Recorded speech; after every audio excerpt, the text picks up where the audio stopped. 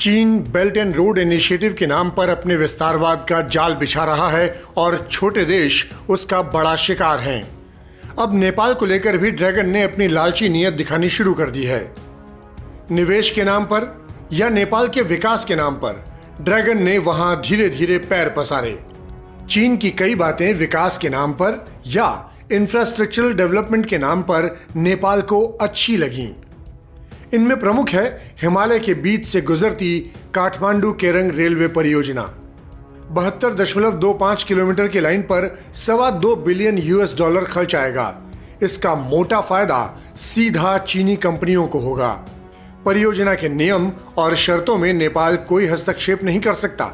इसकी तय सीमा बढ़ती है और उसके चलते खर्चा बढ़ता है तो भी नेपाल इसमें कोई सवाल नहीं कर सकता और इसका मुनाफा होगा चीन को, चीनी कंपनियों को।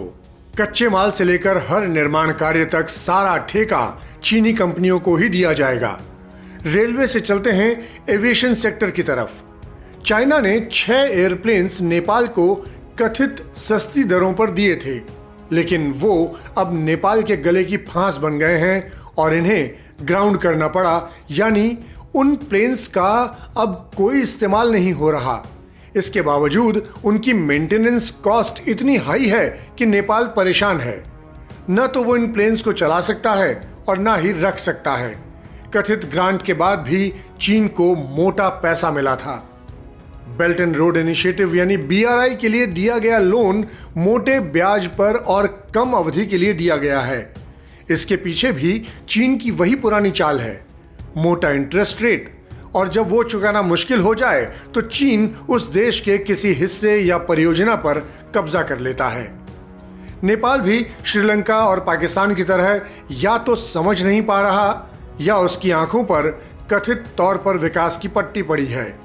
नेपाल के पब्लिक डेट मैनेजमेंट ऑफिस के हिसाब से जो डेट 5 साल पहले GDP के मुकाबले 25.65% था, वो अब बढ़कर 41% तक पहुंच गया है और ये लगातार बढ़ रहा है।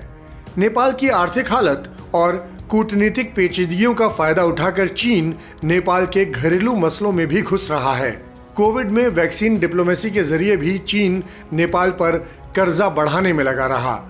इतनी दोस्ती दिखाने के बाद भी चीन ने वही किया जो उसकी फितरत है, यानी पीठ में छुरा घोंपना। BBC को मिली नेपाली सरकार की खुफिया रिपोर्ट में दावा किया गया है कि चीन नेपाली सीमा पर कब्जा कर रहा है और नेपाल की जासूसी करवाई जा रही है। चीन का MSS नेटवर्क चीन का एजेंडा नेपाल में फैलाने का काम करता है। ये नेपाल से दूसरे देशों के रिश्तों को भी निशाने पर रखता है। नेपाली लोगों के प्रसिद्ध पूजा स्थान लालुंगजांग में नेपाली लोगों को चीनी सैनिकों ने पूजा करने से भी रोक रखा है। ये कोई नई बात नहीं है। चीन नेपाली सीमा पर कई बार कब्जा कर चुका है। मस्तंग, गोरखा, दोलखा, रसुआ में चीन ने अतिक्रमण कर रखा है, लेकिन नेपाल के पूर्व प्रधानमंत्री KP ओली चीन की अंधभक्ति करते आए।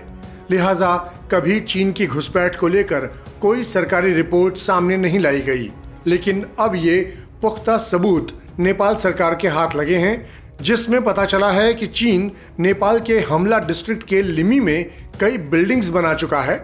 इसके अलावा नहर और सड़क तक बनाने में लगा है। वहीं चीन ने उत्तरी इलाके में स्थित बॉर्डर पॉइंट भी बंद कर दिए हैं। इससे नेपालवासी गुस्से में हैं। गौर करने वाली बात है कि ये जगह भारत के उत्तराखंड में पिथौरागढ़ से मात्र 70 किलोमीटर दूर है। चीन जहां लगातार अपनी विस्तारवादी नीतियों को सफल बनाने के लिए नेपाल का इस्तेमाल कर रहा है, वहीं उसने नेपाल को दबाव बनाकर बहुत लंबे समय तक अमेरिका के मिलेनियम चैलेंज कॉरपोरेशन का हिस्सा बनने से भी रोका। लेकिन अभी हाल ही में नेपाल ने इस प्रस्ताव को मंजूरी दे दी। नेपाल को इससे क्यों रोका गया, अब ये समझिए। चीन कतई नहीं चाहता कि जिस देश को वो अपनी सॉफ्ट लोन पॉलिसी के जाल में फंसा रहा है वहां अमेरिका का दखल हो जाए, क्योंकि यहां बात नेपाल के फायदे की नहीं बल्कि चीन को हो सकने वाले नुकसान की है। यहां भी KP ओली की चीन भक्ति ने नेपाल को MCC का हिस्सा नहीं बनने दिया था, लेकिन अब जाकर शेर बहादुर देउबा की सरकार ने इस प्रस्ताव को पास कर दिया है। देउबा ने ही चीन के नेपाली सीमा पर अतिक्रमण को लेकर हाई लेवल कमेटी बनाने के निर्देश दिए, लेकिन KP ओली की सरकार ने चीन को नेपाल में आसान घुसपैठ दे दी थी कि ड्रैगन भीतर तक घुस कर बैठ गया और नेपाली ब्यूरोक्रेसी में भी चीन की पैठ लगातार उसे मदद पहुंचा रही है। भारत के खिलाफ नेपाल को भड़काना हो या अमेरिका और दूसरे पश्चिमी देशों के खिलाफ नेपाल में प्रोपेगेंडा चलाना, चीन की चालबाजियां लगातार कायम हैं। उम्मीद है तो फिलहाल नेपाली प्रधानमंत्री शेर बहादुर देउबा से कि वो थोड़ी सावधानी और समझदारी दिखाते हुए भारत के साथ अपने ऐतिहासिक रिश्ते देखते हुए इस दोस्ती को शिद्दत से निभाएं और अपनी कूटनीति तथा विदेश नीति की डोर भी कसकर थामें। साथ ही चीनी निवेश को पूरी तरह देख परख कर ही उस पर फैसला लें, क्योंकि हमारे किसी भी पड़ोसी देश में चीन की घुसपैठ भारत के लिए भी कई मोर्चों पर नुकसानदेह हो सकती है।